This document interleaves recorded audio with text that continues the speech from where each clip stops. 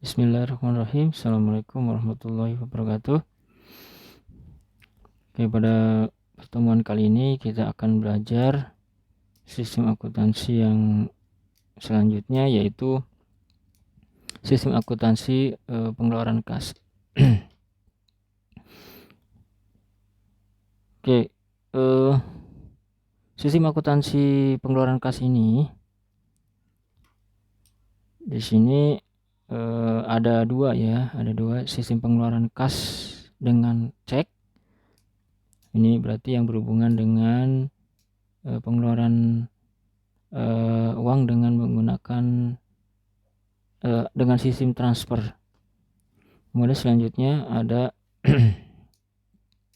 sistem akuntansi pengeluaran kas dengan uang tunai melalui sistem dana kas kecil. Oke, kita ke yang pertama, yaitu sistem akuntansi pengeluaran kas dengan cek. Deskripsi kegiatannya: pengeluaran kas dalam perusahaan dilakukan dengan menggunakan cek.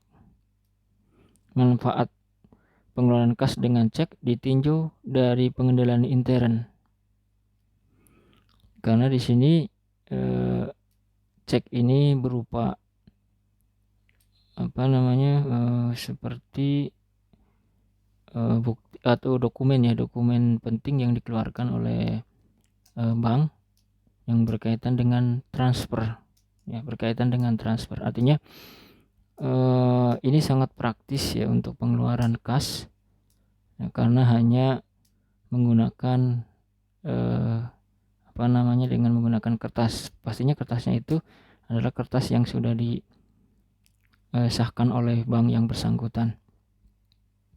Nah, manfaatnya apa saja? Yang pertama adalah dengan menggunakan cek atas nama, pengeluaran cek akan dapat diterima oleh pihak yang namanya sesuai dengan yang ditulis pada formulir cek.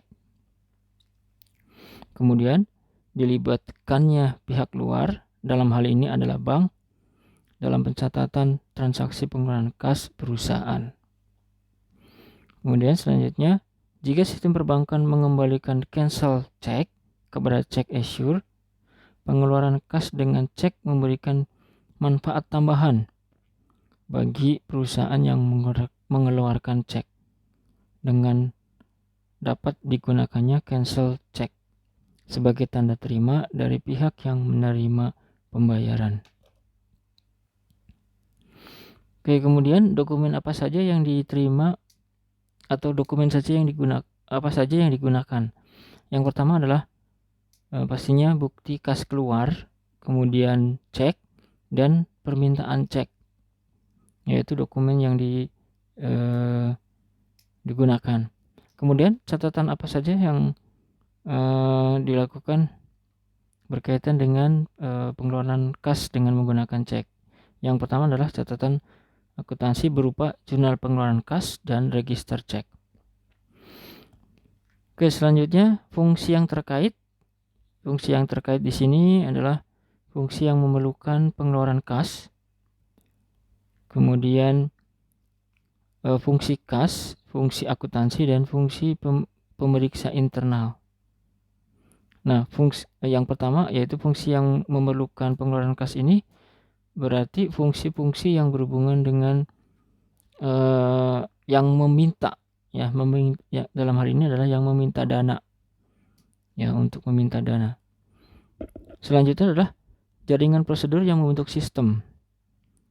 Nah, di sini ada beberapa, ada dua ya. Yang pertama adalah sistem akuntansi pengeluaran kas dengan cek yang tidak memerlukan permintaan cek.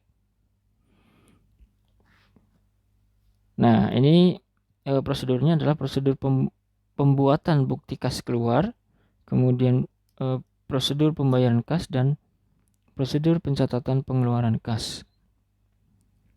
Nah, kemudian selanjutnya adalah sistem akuntansi pengeluaran kas yang memerlukan permintaan cek. Pertama adalah prosedur permintaan cek, kemudian prosedur pembuatan bukti kas keluar, pembayaran kas, dan prosedur pencatatan pengeluaran kas. Jadi di sini ada tambahan prosedur, yaitu prosedur permintaan cek. Oke, selanjutnya adalah unsur sistem pengendalian internal. Nah, di sini ada 3 poin ya. Yang pertama organisasi, sistem otorisasi dan prosedur pencatatan, dan praktek yang sehat. Nah, pastinya pada pembahasan yang banyak itu adalah yang praktek yang sehat ya, karena di sini berhubungan dengan uang. Ya, dengan uang artinya bisa disalahgunakan oleh oknum-oknum ya. Biasanya seperti itu. Jadi makanya di sini perlu adanya praktek yang sehat. Oke, kita ke organisasi. Unsur SPI dilihat dari organisasi. Yang pertama adalah fungsi penyimpanan kas harus terpisah dari fungsi akuntansi. Kemudian transaksi penerimaan dan pengeluaran kas tidak boleh dilaksanakan sendiri oleh bagian kasa sejak awal sampai akhir tanpa campur tangan dari fungsi lain. Itu secara organisasi. Kemudian secara sistem otorisasi dan prosedur pencatatannya itu ada 3. Yang pertama adalah pengeluaran kas harus mendapat otorisasi dari pejabat yang berwenang. Kemudian setelah itu pembukaan dan penutupan rekening harus mendapatkan persetujuan dari pejabat yang berwenang. Kemudian selanjutnya pencatatan dalam jurnal pengeluaran kas atau dalam metode pencatatan tertentu dalam register cek harus didasarkan bukti kas keluar yang telah mendapat otorisasi dari pejabat yang berwenang dan yang dilampiri dengan dokumen pendukung yang lengkap. Nah, itu sistem otorisasi dan prosedur pencatatan. Kemudian selanjutnya adalah praktek yang sehat, yaitu saldo kas yang ada di tangan harus dilindungi dari kemungkinan pencurian atau penggunaan yang tidak semestinya. Kemudian dokumen dasar dan dokumen mendukung transaksi pengeluaran kas harus dibubui cap lunas oleh bagian kasa setelah transaksi pengeluaran kas dilakukan. Kemudian penggunaan rekening koran atau bank statement yang merupakan informasi dari pihak ketiga untuk mengecek ketelitian catatan kas oleh fungsi pemeriksa internal atau internal audit function yang merupakan fungsi yang tidak terlibat pencatatan dan penyimpanan kas. Jadi ini independen ya. Kemudian selanjutnya adalah semua pengeluaran kas harus dilakukan dengan cek atau nama perusahaan atas nama perusahaan, penerima pembayaran atau dengan pemindah bukuan. Selanjutnya adalah jika pengeluaran kas hanya menyangkut jumlah yang kecil, pengeluaran ini dilakukan sistem akuntansi pengeluaran kas melalui dana kas kecil yang akuntansinya diselenggarakan dengan Inpres System. Kemudian secara periodik diadakan pencocokan jumlah fisik yang ada di tangan dengan jumlah kas menurut catatan akuntansi. Kemudian selanjutnya adalah kas yang ada di tangan atau cash in safe dan kas yang ada di perjalanan atau cash in transit diasuransikan dari kerugian. Kemudian selanjutnya adalah kasir diasuransikan. Kemudian kasir dilengkapi dengan alat-alat yang mencegah terjadinya pencurian terhadap kas yang ada di tangan. Misalnya mesin register kas, almari besi, atau strong room. Semua nomor cek harus dipertanggungjawabkan oleh bagian kasa. Oke, selanjutnya adalah dampak cancel cek terhadap sistem akuntansi pengeluaran kas dengan cek. Jika sistem perbankan mengembalikan cancel cek kepada cek issuer setelah penerima pembayaran mencairkan cek diterimanya melalui cek clearing, sistem pengeluaran kas perusahaan pembayar tidak menuntut penyerahan kwitansi sebagai tanda penerimaan pembayaran dari pihak yang menerima pembayaran. Kemudian, jika sistem perbankan tidak mengembalikan cancel check kepada cek issuer setelah penerimaan pembayaran mencairkan cek yang diterimanya melalui cek clearing, sistem pengeluaran kas perusahaan pembayar menuntut penyerahan kwitansi sebagai tanda penerimaan pembayaran dari pihak yang menerima pembayaran. Kemudian yang terakhir adalah bagian alir sistem pengeluaran kas dengan cek. Yaitu yang pertama, sistem pengeluaran kas dan cek dibagi menjadi 4. Sistem pengeluaran kas dengan cek dalam account payable system, kemudian dalam voucher payable system. Ini ada one time voucher payable dengan cash basis atau accrual basis, kemudian build up voucher payable system.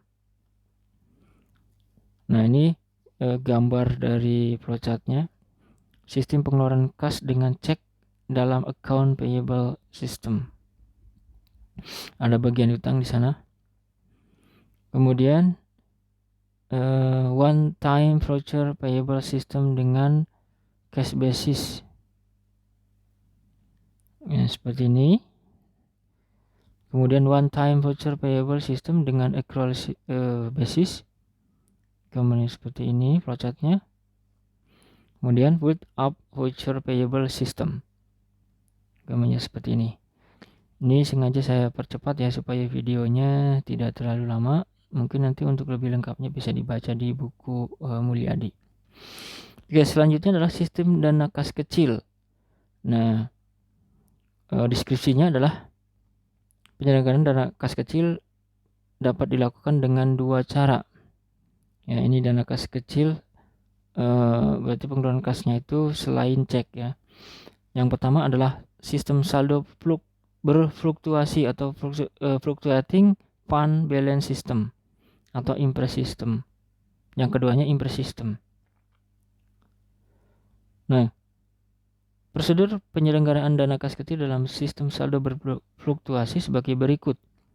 Pembentukan dana kas kecil dicatat dengan mendebit rekening dana kas kecil. Kemudian pengeluaran dana kas kecil dicatat dengan mengkredit rekening dana kas kecil sehingga setiap saldo rekening ini berfluktuasi. Pengisian kembali dana kas kecil dilakukan dengan jumlah sesuai dengan keperluan dan dicatat dengan mendebit rekening dana kas kecil. Dalam sistem ini, saldo rekening dana kas kecil berfluktuasi dari waktu ke waktu.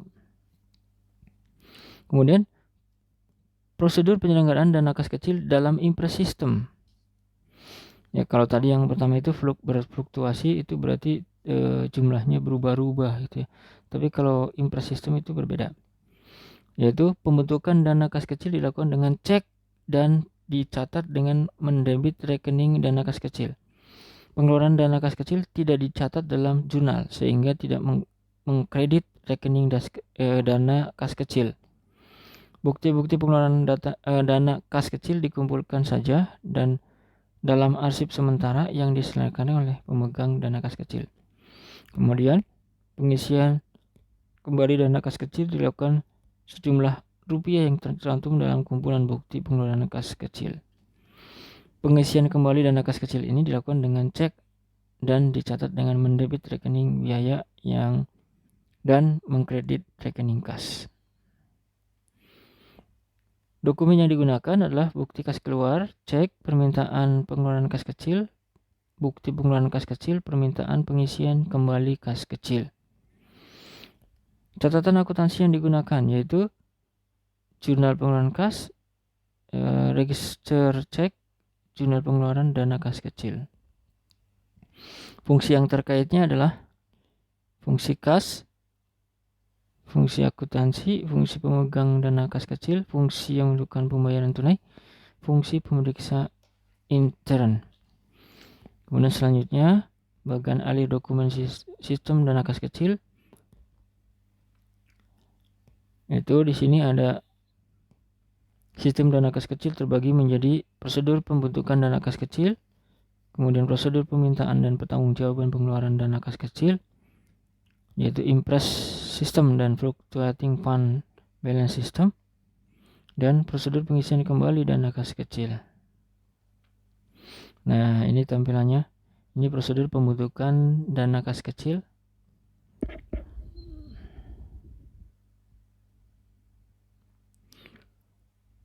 Kemudian prosedur permintaan pertanggungjawaban pengeluaran dana kas kecil dengan impres sistem. Seperti ini. Ini prosedur permintaan dan pertanggungjawabannya dengan fluctuating fund balance system. Kemudian prosedur pengisian kembali dana kas kecil.